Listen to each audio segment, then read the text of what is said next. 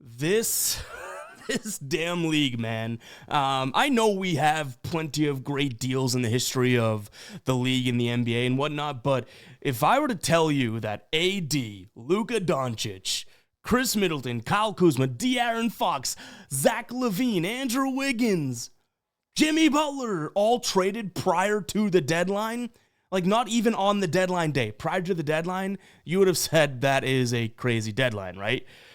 Crazy trade period in the NBA. This is going to be a little bit of like a verbal and mental dump. I don't know if I have all my thoughts together here. It's very late on Wednesday, the day that Jimmy Butler got traded to Golden State.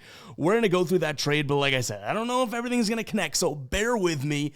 Hit that like button, hit that subscribe button. Welcome back to the Ev Singleton Show here on the More Guy Boston Sports channel. Again, like and subscribe. Let me know what you think of the trade in the comments down below. But if you have not heard, and I somehow am breaking the news to you, Jimmy Butler headed to the Golden State Warriors. Andrew Wiggins, probably the biggest other piece of this deal, headed to Miami. If we look at the trade actually broken out, a lot going on here. So the Warriors, they get Jimmy Butler. The Heat get Andrew Wiggins, PJ Tucker, and I believe a protected first-round pick. This just says first round, but I believe it's protected.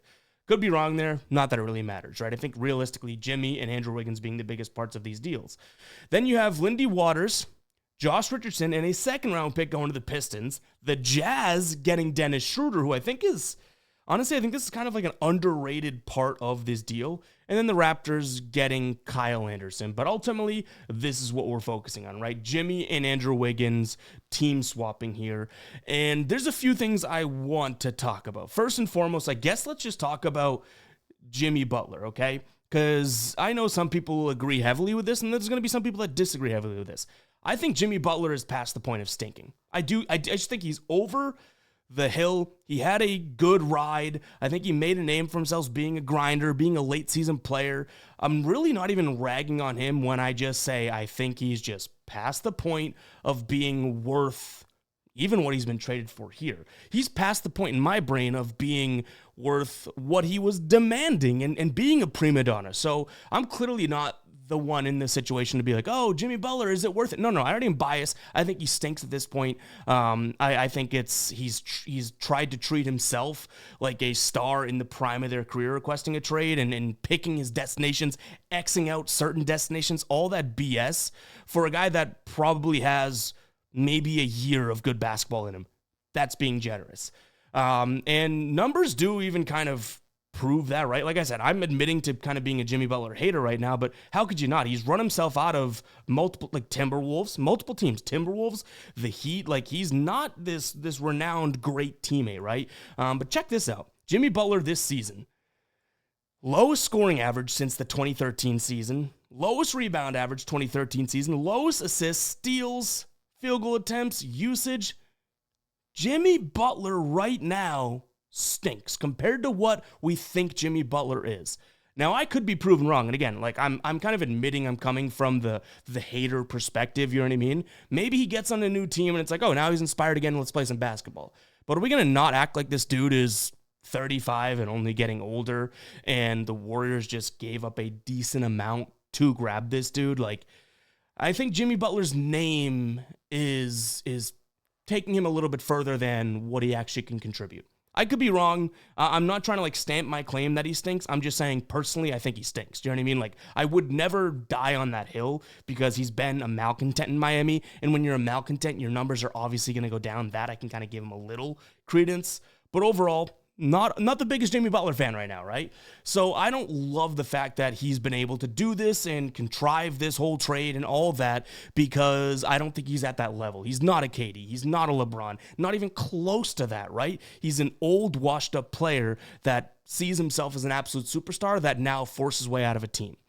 That's point number one. Point number two is what the Warriors now gave up and are paying. They gave him so he waived his player contract for this next year, right? For a 2-year extension in Golden State worth, I believe, up to, or maybe it's guaranteed, but at least up to $121 million. Like, Jimmy Butler for 2 more years. So you're going to get age 36 Jimmy Butler, age 37 Jimmy Butler for $60 million a season. Again, do we have to show this again? Like, This season, and again, maybe he's going to be better there, but this season, lowest since a decade ago, more than a decade ago of all of these numbers. And you're giving him $60 million a year? Crazy. I mean, I'm sure, because I think I'm in somewhat of the majority of people that are kind of hating on Jimmy. I'm sure somehow, some way, this mother, you know what, is going to prove everyone wrong and turn some things around. But point number 2 is I can't believe they're extending him. I do think that, the Warriors gave up too much, but it kind of leads me into point number 3 here, is that, yeah, Andrew Wiggins and Jimmy Butler seems like it kind of just made like a weird deal there, right? But it tells me that the Warriors aren't done. Windhorsing this one, I don't know who else they're looking at here, but maybe a Vucevic or somebody that's going to be a seller, like a Bulls team, right? Or someone else. Like, I don't think the Warriors go all in on this year, next year, and the year after for just Jimmy Butler. Like, clearly they want Steph and the Warriors team, Steve Kerr as well, as he stays there, to compete. And Jimmy Butler seems like it's the first piece, because if you put this trade in a vacuum, it makes close to no sense to me, right? But if you say, okay, they get Jimmy Butler, then they get, again, I'll use Vucevic as the example, it just makes sense to me. You get him, then all of a sudden it's like, okay, Steph, Jimmy, Draymond, Vooch. Now you have a really, really veteran tier team, tons of playoff and being in the championship experience, past championship winners with Steph and Draymond. Like, there's something there, right? Like, if they use this as a, hey, we got Jimmy, but now we're going to make it clear with our next move that we're going to just absolutely go in on the next 2 years, try and get Steph one more, Steve Kerr one more, the guys that joined Jimmy another one. Like, that type of thing makes sense to me. Still doesn't mean that this Jimmy Butler trade in a vacuum is worth Andrew Wiggins, Dennis Schroeder first-round pick. I don't agree with that.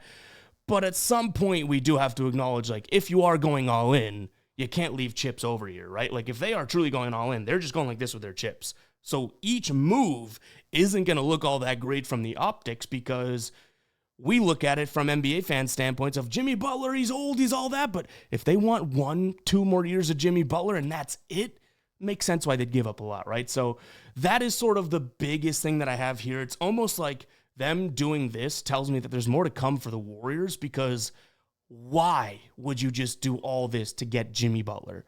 Maybe the worst star out there that is available and looking for a trade. You had to give up a lot, and you're paying him a crap ton of money into his damn senior citizenship. Like, doesn't make sense to me unless you're about to make even bigger of a splash. Those names, I'm not exactly sure, but like I said, if they can get someone like a Vooch or someone at his level, watch it be Vooch, and I'm going to look like a savant out here, but if it's Vooch or someone of that caliber, I think the Warriors did just do a 180. A terrible season, they stink, and all of a sudden it's like, wait a second, they might have a really good starting five, or at least a very good big four, right? And then it's like, okay, now let's start putting things together. Just get in the playoffs. Win games, win games, win games. And they say, I don't care about 2026, 2027, 2028, 2020. Like, no, we're trying to do it now. That's the only thing that makes sense to me. But overall, I give this trade a big L, because I think Jimmy Butler stinks. But I also admit I'm biased and I'm being an absolute hater on him, and that some way, somehow, this dude's probably going to prove the NBA world wrong and just reinvigorate his career and be great with Golden State. Like, we know that's going to happen, right? As much as the crap that I'm talking and everything I'm spieling, it's like, I can admit that I could very much look like an idiot here. But either way, I don't think you pay Jimmy Butler $60 million. Like, if we want to boggle things down, something that I wouldn't, disagree with, or something that I would maintain, even if he goes and averages 20 for the rest of the year with the Golden State, 61 a year for the next 2 years, age 36, age 37. I don't care what I have, as a Celtics fan, I have a hard enough time justifying Jaylen Brown's contract, which is in the same ballpark. And Jaylen Brown is not 36, 37, you know what I mean? So that I don't agree with no matter what, but I understand Golden State wasn't going to do it unless they got him to probably extend. Like I said, kind of just a stream of consciousness there. Hopefully there's something there that makes sense to someone out there, because this trade to me makes sense, but so much else has to happen to make it make sense. So make it make sense, Golden State, all right? We'll catch you guys in the next one. Peace out.